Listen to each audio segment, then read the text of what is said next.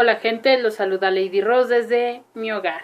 Bless this mess. El tema del día de hoy es uno que creo no se ha tratado mucho, al menos es mi percepción, pero en este mundo que está cambiando, donde cada vez hay más formas de relacionarnos, donde estamos encontrando nuevas posibilidades, donde los sistemas y las formas de entender el mundo que teníamos apenas hace décadas están quedando obsoletos, creo que es importante tratar esto.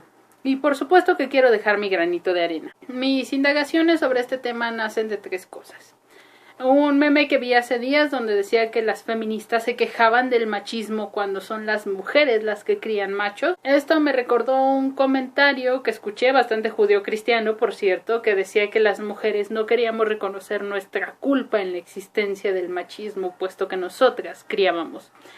Y tercera, un dicho popular que reza: machismo se escribe con M de madre. Siempre que escucho estos comentarios me nace preguntar, ¿y los padres dónde están en esa ecuación? Porque que yo sepa, los óvulos no se fecundan solos, somos humanos, no lagartijas cola de látigo, y pues todos esos machos tuvieron padre, ¿no? Es una pregunta que nadie me sabe responder.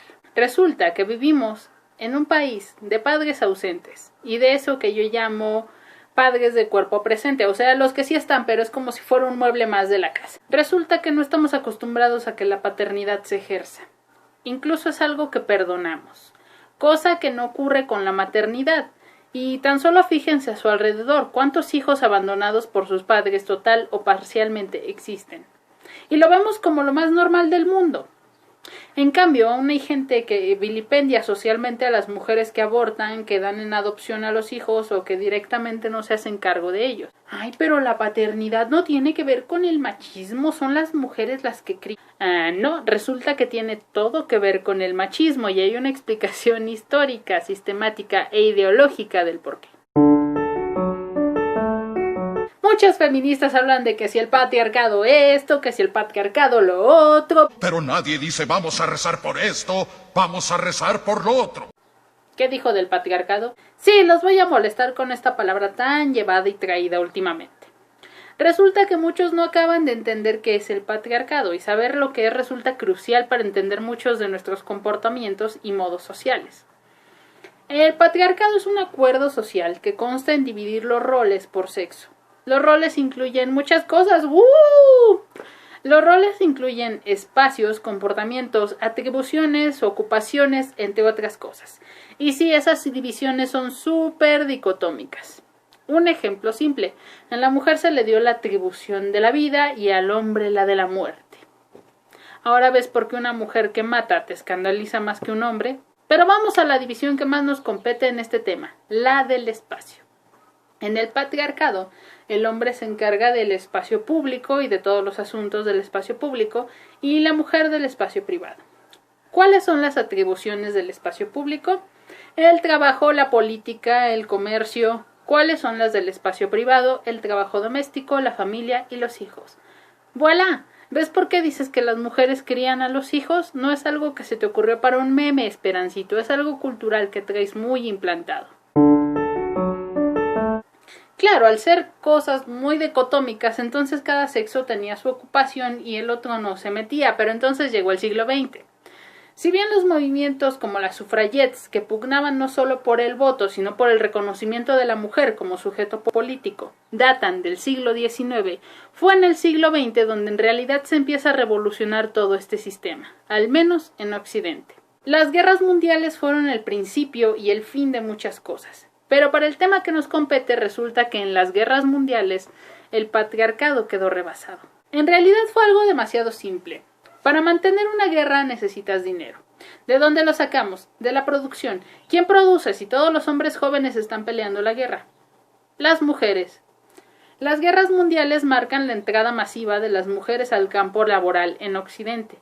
Y esto significa que la mujer ahora está de lleno en el espacio público.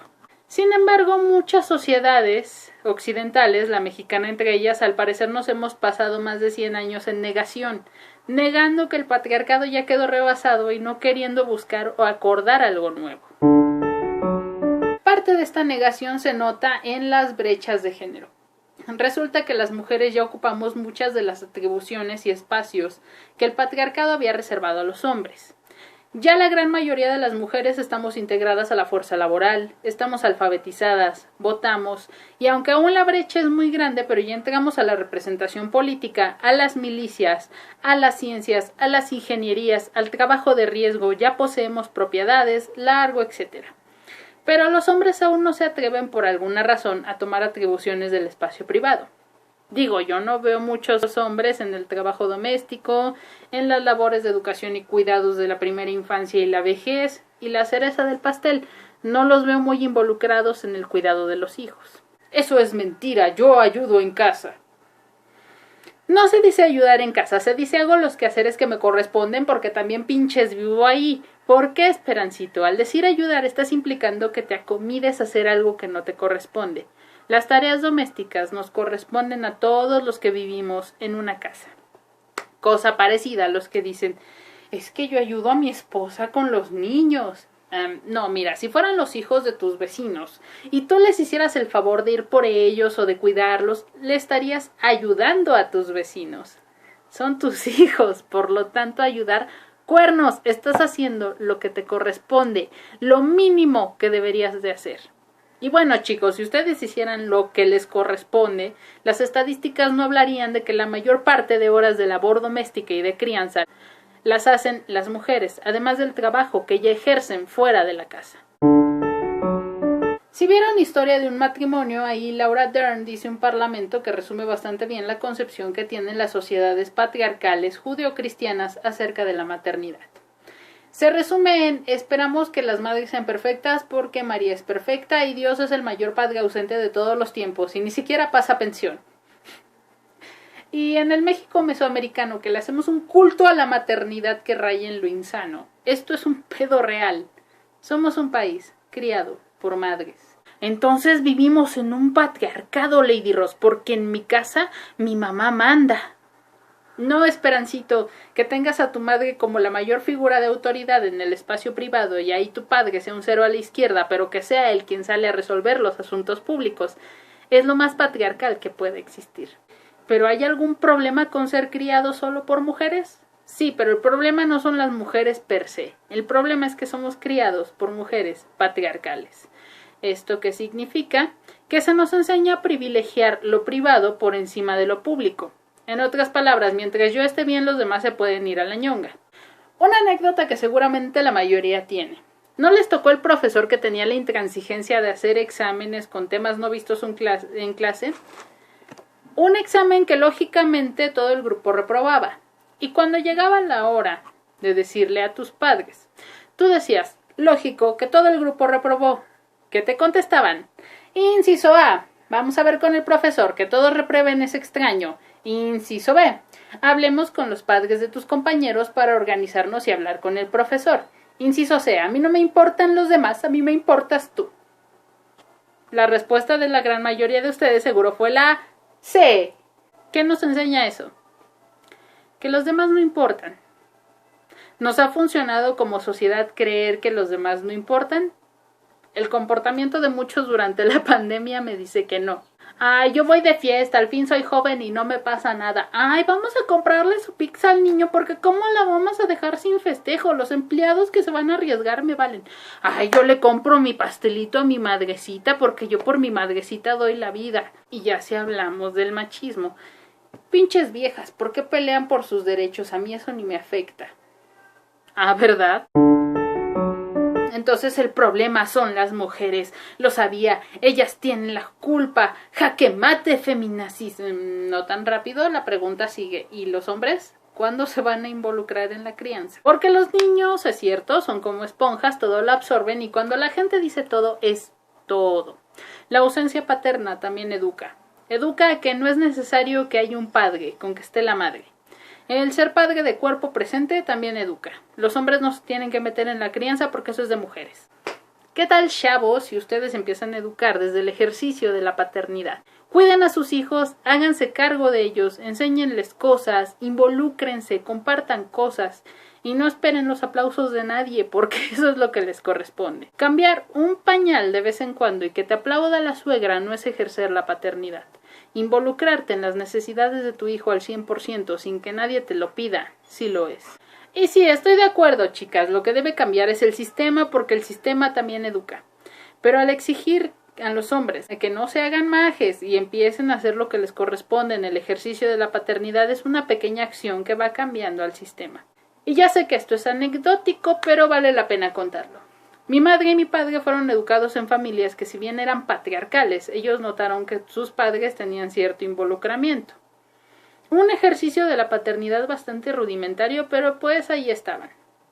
¿Qué pasa con mi padre? Que cuando ambos deciden tener hijos, él ejerce su paternidad.